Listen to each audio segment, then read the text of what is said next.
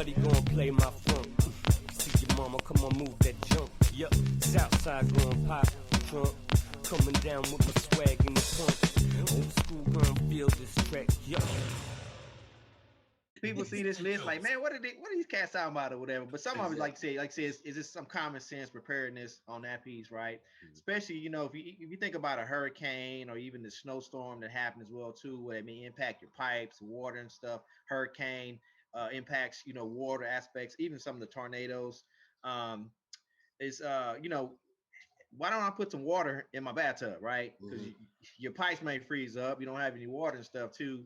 The little bottles and that you drink and stuff too won't be enough to flush your toilets or whatever you have to do and stuff too. But that goes old school. My parents used to do that. We were growing up with the hurricanes. Grandmother grew up in Louisiana, grandfather grew up in Louisiana. It's like, hey, put the water in the bathtub, right? In case you need water. Just some of those common things as well. And Derek, that was to your point, not to cut you off real quick, but that was to your point, was a big thing in Houston because we not only had the freeze, but everybody lost water, like in the whole city. And so we had a boil ban and you couldn't use water. So you couldn't flush the commode.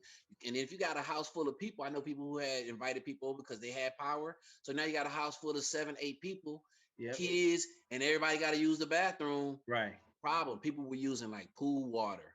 People were using the snow and melting that and putting it in the toilets to melt it. So some of them are using it's the Bayou City. Some of them are using the Bayou water, going boiling and stuff too, and using it from that aspect of it. Survival of the fittest sometimes. But hey, if you can think about that beforehand, only helps a little bit. And as we keep on the water theme as well, if you know something like that's going to happen.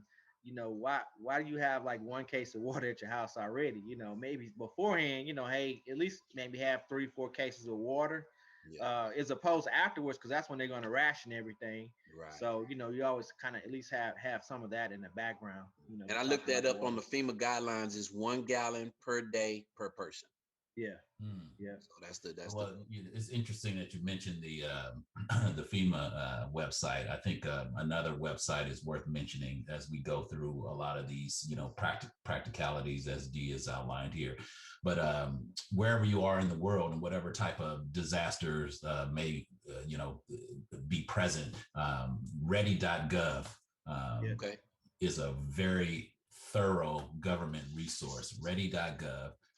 Where it has all the different disasters and the types of things that you can prepare during, before, and really, get you some knowledge. It's a wealth of information to understand and exactly a lot of the things that you might not really even think about. Some of the things that we're going to be going through here today. Oh, that's awesome. We'll put that, everybody, we'll drop that in the description on the podcast. So good looking out on that one. Go ahead, D. You were talking about the water theme. Anything else you got for the water theme? Covering faucets, I see. Yeah, covering the faucets. So there, as I was talking to Jermaine with this, I think I became an instant super prime Amazon consumer. Well, let's do that. Go to some of the things that you you put your own go bag together, huh? Man, we got the miles. My ready kit. Yeah. Jay will drop that down on the website, some of the pictures and stuff too. But just even stuff that covers your faucets outside, that are exposed or whatever. I went old school and was wrapping my pipes with towels, wrapping them up and stuff too. But I mean, Amazon, Lowe's, whoever, some of the other department stores, you can get stuff for like $7, $8. Just put them outside on your, exposing your pipes as well. So you don't want those kind of freezing up or causing you more damage than necessary on some of those things as well, from the water aspect of it.